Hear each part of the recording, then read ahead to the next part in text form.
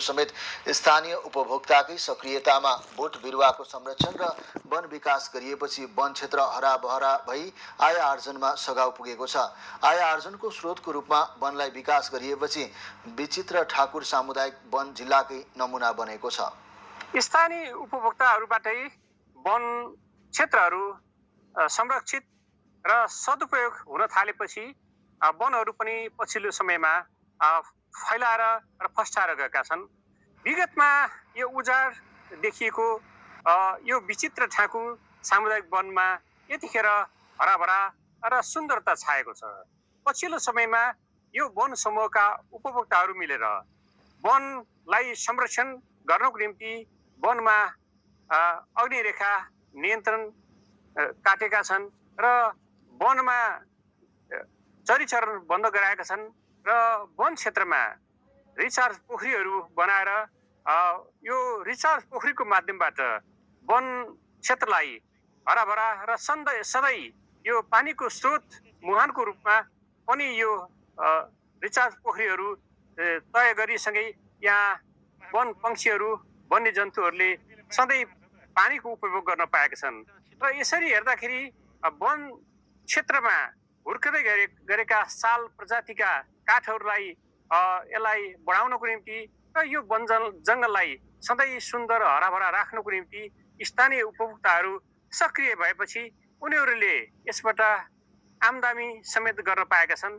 र वनकै स्रोत साधनबाट साना तिना विकासका कामहरू भएका छन् र वन जङ्गलहरूबाट इन्धन आपूर्ति गरेका छन् र वनबाट स्थानीय उपभोक्ताहरूले रोजगारी समेत पाएका छन्। वनका जनावर वनमै रमाउनु भन्ने एउटा हेतुले हामीले चाहिँ तपाईँको यहाँनिर तपाईँको यो तपाईँको आँप रोपण गरेका छौँ र अब पनि हामीले फेरि पनि यो कार्यक्रमहरूमा तपाईँको यो पारिवारिक बिउ रोपणहरू पनि गरेका छौँ। बाँदरहरू भुल्यौँ भनेर हामीले तपाईँको त्यहाँनिर तपाईँको ऐसेलुको बिउ तपाईँको त्यो रोपेका छौँ हामीले पोहोर ऐसेलु प्लस तपाईँको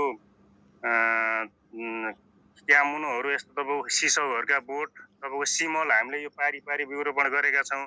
चित्र ठाकुर सामुदायिक वनमा चाहिँ हामीले एएनआर मार्फत सूर्यथानशीलद्वारा चाहिँ हामीले तपाईँको यस वन क्षेत्रमा रिचार्ज पिट, आइलेस पिट, तपाईँको ठुलो संरक्षण पोखरी, बाँसको तपाईँको चेक ड्याम, चाचरी, अग्निरेखा, झाडी सरसफाइ हामीले यो कार्य चाहिँ हामीले गरेका छौँ। पछिल्लो समयमा सिन्धुली जिल्लाका सामुदायिक वनहरू सँगसँगै यो विचित्र ठाकुर सामुदायिक वनको सक्रियताले पछिल्लो समयमा स्थानीय उपभोक्ताहरू समेत लाभान्वित हुन पुगेका छन् र खुसी छन्।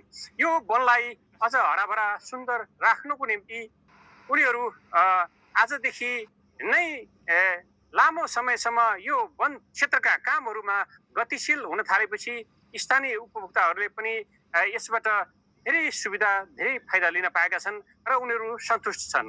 यसै गरी यो सिन्धुली जिल्लाको विचित्र ठाकुर सामुदायिक वनले जस्तै सामुदायिक वन उपभोक्ता समूहका व्यक्तिहरू मिलेर आफ्नो वनलाई संरक्षण र सदुपयोग गर्न सकियो भने यो वनबाट स्थानीय उपभोक्ताहरूले राम्रोसँगले आर्थिक उपार्जन गर्न पाउने र यसले सामाजिक र आर्थिक विकासमा ठुलो परिवर्तन ल्याउने देखिएको छ।